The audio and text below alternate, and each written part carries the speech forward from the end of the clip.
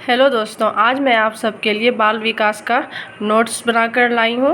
और बाल विकास में हम यह देखेंगे कि विकास की विभिन्न अवस्थाएं कौन कौन से होते हैं। तो विकास की विभिन्न अवस्थाएं में सबसे पहले हम गर्भावस्था के बारे में देखेंगे कि गर्भावस्था में विकास को प्रभावित करने वाले कारक कौन कौन से हैं, और विकास करने के प्रभावित को ही देखेंगे। और अगर इसके पहले के वीडियो चाहिए तो आप यूट्यूब पे जाके Bal Vikas by Rajesh sir the winners institute search करेंगे तो राजेश सर की प्लेलिस्ट निकल जाएगी बाल विकास वाली, और उसमें टोटल 196 वीडियोज़ हैं। उस वाले में जाकर आप उसे स्क्रॉल करते जाइए, सबसे नीचे जाकर ये विकास की विभिन्न अवस्थाएं में गर्भावस्था वाली वीडियोज़ डाली हुई है, तो वहाँ पर जाकर उसे आप और भी अच्छे से समझ सकते हैं, क्योंकि वहाँ पे सर बहुत ही अच्छे तरीके से समझाए हैं। यह नोट्स मैं बनाकर लाई हूँ।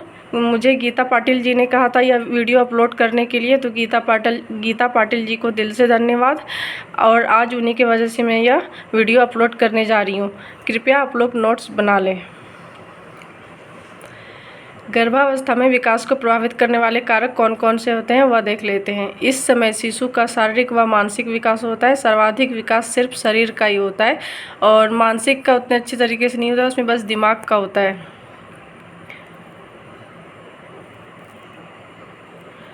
प्रभावित करने वाले कारक: माता पिता की उम्र 18 वर्ष के बाद से लेकर 35 वर्ष के पूर्व तक। अगर माता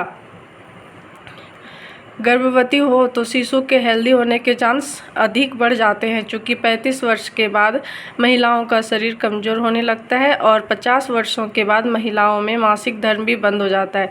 35 वर्ष के बाद मां बनने पर बच्चे डाउन सिंड्रोम के शिकार हो जाते हैं। अब हम पहले यहाँ यह देख लेते हैं कि डाउन सिंड्रोम क्या होता है।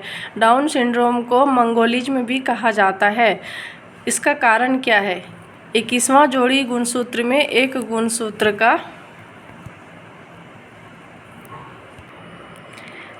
अधिक बढ़ जाना। चूँकि ये तो सभी को पता है कि मानव शरीर में 23 जोड़ी गुणसूत्र होते हैं और संख्या में 46 गुणसूत्र होते हैं। 21वें जोड़ी के क्रोमोसोम में यहाँ पर ट्रिपल हो जाते हैं, जिसे ट्राइसोमी कहा जाता है, जिसके कारण जाइगोट में 46 की जगह पर 47 गुणसूत्र हो जाते हैं, जिसके कारण बच्चों में डाउन सिंड्रोम हो जाता है। यह प्राकृतिक रूप से होता है, इन्हें इंसान बदल नहीं सकता, इसमें कोई कुछ भी परिवर्तन नहीं कर सकता। डाउन सिंड्रोम से पीड़ित बच्चे में दिमाग बहुत ही कम विकसित होता है, उसके नाक चपटे रहते हैं और मस्तिष्क बड़ा रहता है। मतलब पूरी तरह से कहा जाए तो वो मंगोलिज्म की तरह दिखते हैं। अब हम यहाँ दूसरा कारण देख लेते हैं कि गर्भावस्था में विकास को कौन कौन से प्रभावित करते हैं। इसका दूसरा कारण है माता का स्वस्थ होना। माताओं को पूर्ण रूप से स्वस्थ होना चाहिए, जिससे बच्चे भी स्वस्थ हों। उन्हें सभी नियमों का पालन करना चाहिए, जैसे समय पर योगा करना, नाश्ता करना, तब सभी तरह के पोषक तत्व आहार ग्रहण करना इत्यादि। धूम्रपान करना, शराब पीना, ड्रग्स लेना आदि बच्चों पर बुरा प्रभाव डालता है। माता के द्वारा लेने वाले आहार, यह आहार प्रोटीन, विटामिन, कार्बोहाइड्रेट, वसा अर्थात पोषण युक्त होना चाहिए, जिससे शिशु को भी उचित पोषण मिल सके, जिससे शिशु व माता दोनों स्वस्थ हों। पांचवा कारण देख लेते हैं। माता को अगर चोट लग जाए, जैसे गर्भाशय में किसी कारणवश चोट लग जाने से बच्चे के विकास प्रभावित होते हैं, और माता के द्वारा अत्यधिक तनाव लेना भी शिशु पर बुरा प्रभाव डालता है। अब हम विकास की विभिन्न अवस्थाओं में गर्भावस्था के बाद शैशवावस्था को देखते हैं। यह काल सामान्यतः जन्म से 2 सप्ताह तक माना जाता है, किंतु हरलॉक महोदय के अनुसार यह काल जन्म से 2 सप्ताह तक, कोल महोदय के अनुसार जन्म से 2 वर्ष तक और रॉस महोदय के अनुसार जन्म से 3 वर्ष तक माना गया है। शैले व सामान्य वैज्ञानिकों के अनुसार जन्म से 5 वर्ष तक माना गया है, और जॉन्स और नेस्ट ने जन्म से 6 वर्ष तक के काल को शैशवावस्था का काल माना है। शैशवावस्था के अंतर्गत हम 4 विकासों का अध्ययन करेंगे: मानसिक, शारीरिक, संवेगात्मक और सामाजिक। मानसिक विकास के अंतर्गत हम यह देख लेते हैं कि मानसिक क्रियाएं जैसे स्मरण, याददाश्त, तर्क वितर्क करना, कल्पना करना, संक्रियात्मक विचार करना और समझने की क्षमता के विकास को संदर्भित करता है। और जैसे समस्या समाधान, भाषा, रचनात्मकता सहित विभिन्न मानसिक कार्यों का प्रगतिशील सुधार और परिशोधन शामिल होता है मानसिक विकास में। अब हम शारीरिक विकास के बारे में देख लेते हैं। इसमें लंबाई, भार, हड्डियों, दूध के दांत, त्वचा आदि में बढ़ते उम्र के साथ परिवर्तन होते हैं। शारीरिक विकास का एक प्रमुख नियम द्रुतगामी विकास है। सामान्य अवधि के शिशुओं में लंबाई 5 माह की उम्र तक लगभग 30% और 12 माह की उम्र तक लगभग 50% बढ़ जाती है। अब हम यहाँ पे संवेगात्मक विकास को देख लेते हैं। संवेगात्मक विकास में प्रेम, ईर्ष्या, क्रोध, घृणा, काम इत्यादि आते हैं। शिशु जन्म के उपरांत क्रमशः संवेगों को प्रकट करना प्रारंभ करता है।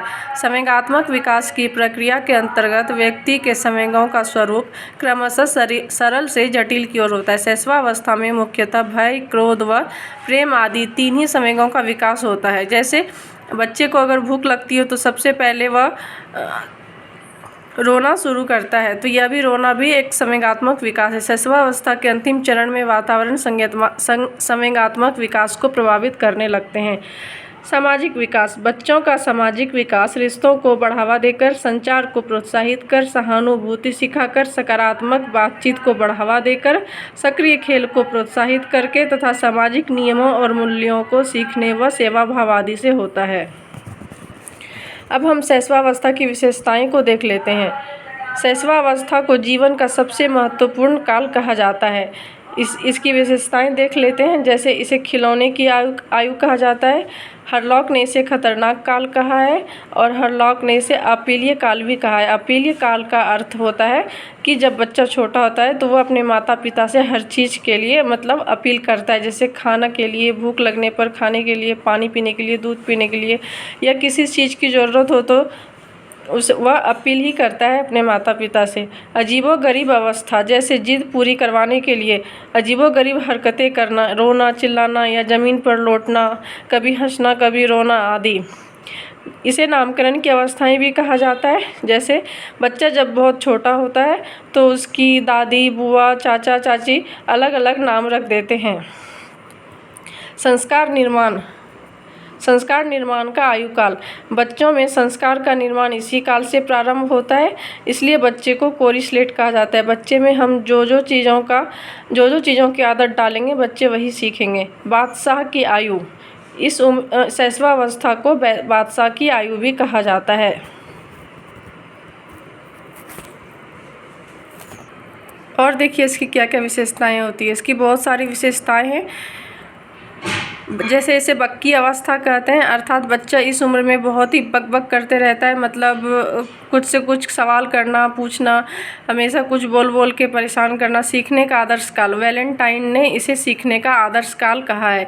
भावी जीवन की आधारशिला, बच्चों में भावी जीवन की आधारशिला शैशवावस्था से ही प्रारंभ कर दी जाती है। सीखने का स्वर्ण काल, क्षणिक समय की अवस्था, अर्थात पल भर के लिए वो अगर रोता है तो फिर तुरंत हंस भी देता है। या क्रोध, ईर्ष्या, प्रेम, रोना या क्षणिक समय की अवस्था है। आत्म प्रेम की भावना, बच्चा इस समय खुद से ही प्रेम करता है, खुद में ही मग्न रहता है, खेलता है, कूदता है, किसी से उसे कोई मतलब नहीं रहता है।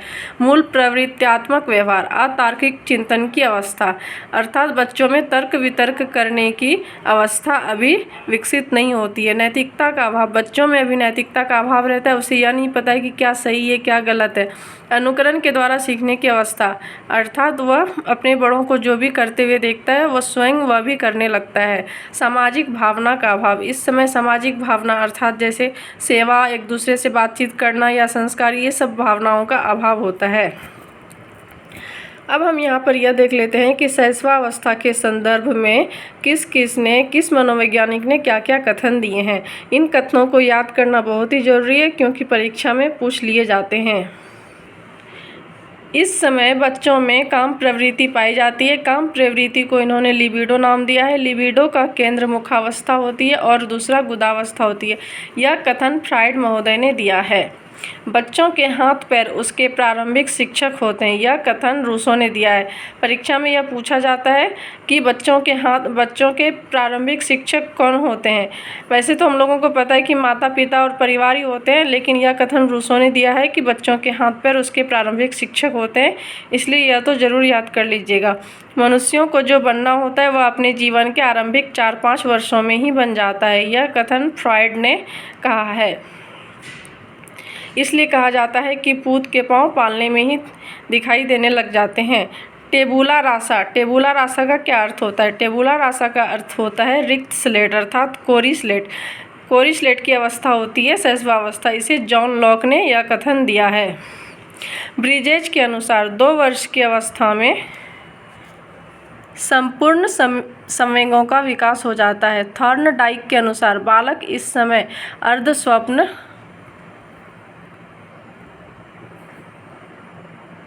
स्वप्न में रहता है। गुडएनएफ के अनुसार व्यक्ति का जितना भी मानसिक विकास होता है उसका आधा 3 वर्ष की आयु तक हो जाता है।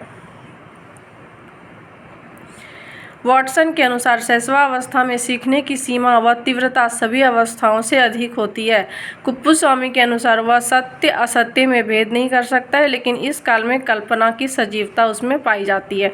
गैसल के अनुसार शिशु प्रथम 6 वर्षों में 12 वर्ष की उम्र तक से 2 गुना सीख लेता है। अर्थात शिशु अपने आरंभिक 6 वर्षों में जितना वह 12 वर्ष की उम्र में सीखता है उससे कहीं ज़्यादा 2 गुना वह 6 वर्षों में ही सीख लेता है।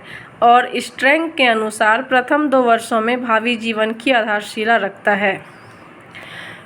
तो मैंने यहीं तक नोट्स बनाए थे और सर ने कल क्लास करवाया था, पर मैंने कल का क्लास अटेंड नहीं किया था। तो जो कल का क्लास होगा उसे मैं आज लिख लूँगी, उसके बाद फिर वीडियो बनाकर अपलोड करूँगी। मैं आशा करती हूँ कि आपको मेरा यह नोट्स या वीडियो दोनों पसंद आए होंगे। अगर मेरे नोट्स पसंद आए तो प्लीज़ मेरे वीडियो को लाइक कीजिए, शेयर कीजिए, कमेंट कीजिए और मेरे चैनल को ज़रूर सब्सक्राइब कर लीजिए ऐसे ही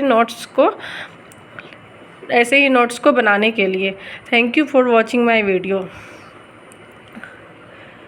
सभी को मेरी राइटिंग अच्छे से समझ में आ रही होगी, तो प्लीज़ आप लोग नोट्स अच्छे से बना लीजिए, अच्छे से तैयारी कीजिए।